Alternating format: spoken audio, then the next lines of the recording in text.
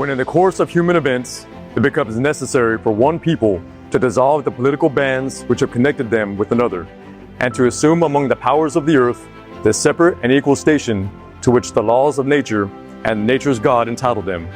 A decent respect to the opinions of mankind requires that they should declare the causes which impel them to the separation. We hold these truths to be self-evident, that all men are created equal, that they are endowed by their Creator with certain unalienable rights, that among these are life, liberty, and the pursuit of happiness. That to secure these rights, governments are instituted among men, deriving their just powers from the consent of the governed.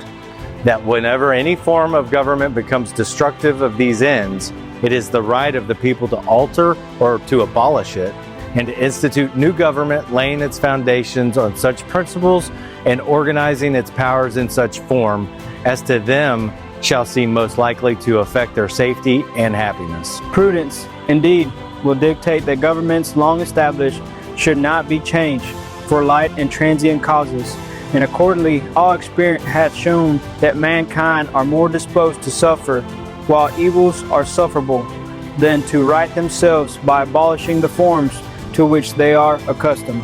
But when a long train of abuses and usurpations pursuing invariably the same object evinces a design to reduce them under absolute despotism, it is their right, it is their duty to throw off such government and to provide due guards for their future security. Such has been the patient sufferance of these colonies, and such is now the necessity which constrains them to alter their former systems of governments. The history of the present King of Great Britain is a history of repeated injuries and usurpations, all having direct object the establishments of an absolute tyranny over these states. To prove this, let facts be submitted to a candid world. He has refused his assent to laws, the most wholesome and necessary for the public good.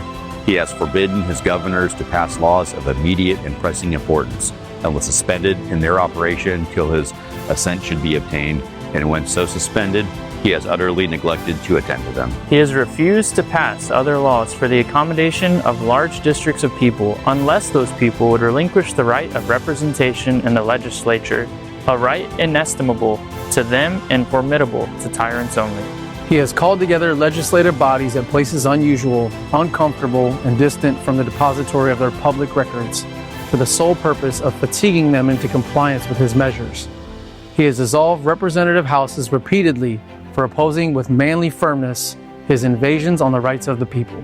He has refused for a long time, after such dissolutions, to cause others to be elected, whereby the legislative powers, incapable of annihilation, have returned to the people at large for their exercise, the state remaining in the meantime exposed to all the dangers of invasion from without and convulsions within. He has endeavored to prevent the population of these states, for that purpose obstructing the laws for naturalization of foreigners, refusing to pass others to encourage their migrations hither, and raising the conditions of new appropriations of lands.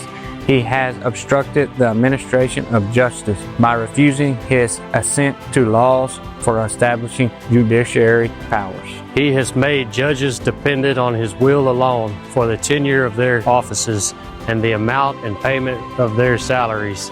He has erected a multitude of new offices and sent hither swarms of officers to harass our people and eat out their substance. He has kept among us in times of peace standing armies without the consent of our legislatures. He has affected to render the military independent of and superior to the civil power.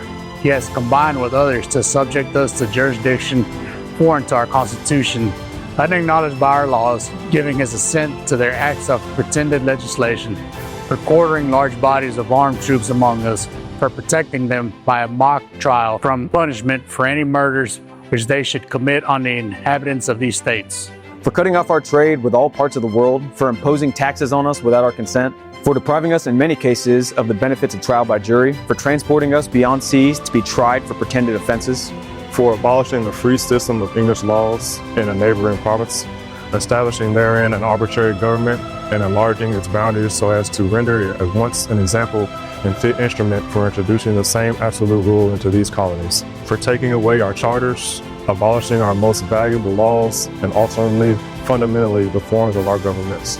for suspending our own legislatures and declaring themselves invested with powers to legislate for us in all cases whatsoever.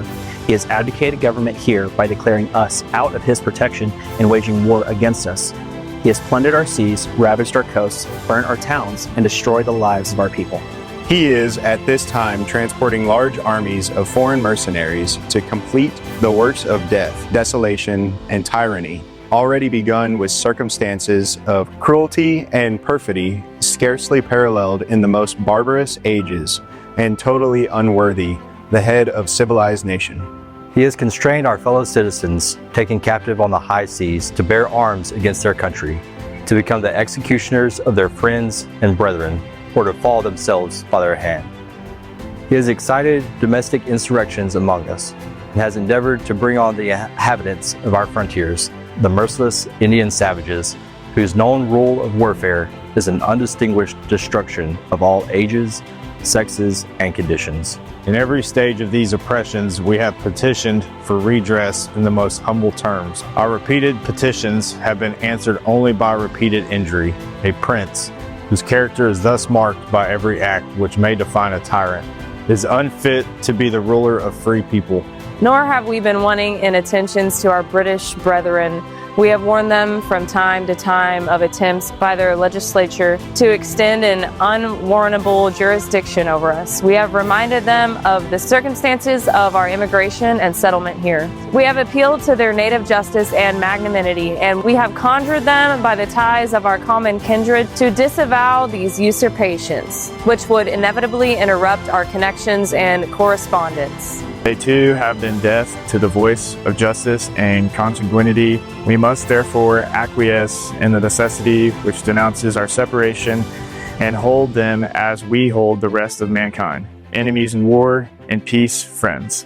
We therefore, the representatives of the United States of America in General Congress, assembled, appealing to the Supreme Judge of the world for the rectitude of our intentions, do, in the name and by authority of the good people of these colonies, solemnly publish and declare that these united colonies are and of right ought to be free and independent states.